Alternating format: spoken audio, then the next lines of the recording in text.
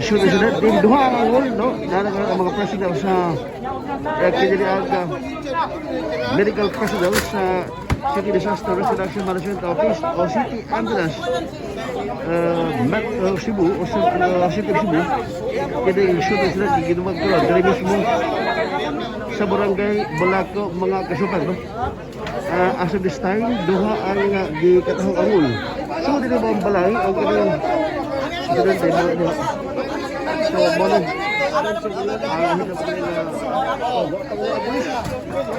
nga verifita, gigit na sa Police Regional Office 7, PR7, Taiwan 3, medyo mas nagkakulipatas, no? Sa pag-abot, hindi maong presidente. At kini pagbabusil duha ang angol mga kasuper na matungura, no?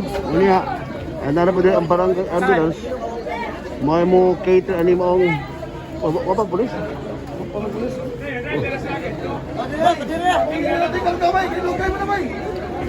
Ana pa isa? Mo rin ang mga kasuper.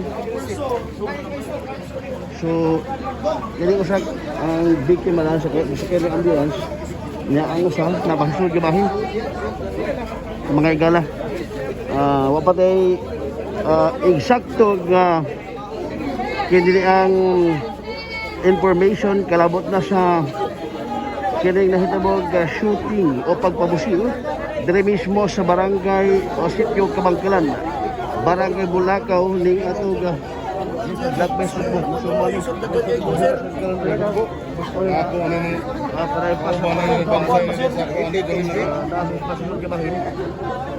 Ang napalas sa doon.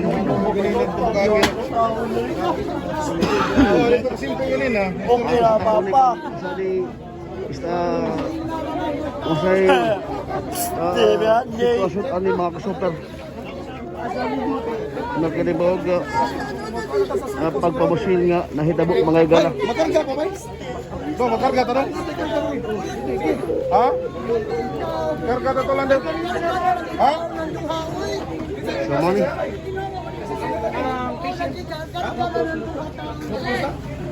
Wala ni pulis. So no post. Kailan may pada sir? No post, no break. Unsa man ni? Unsa ni? Amo ni hospital. Mga igala. Doon no? Ang angol.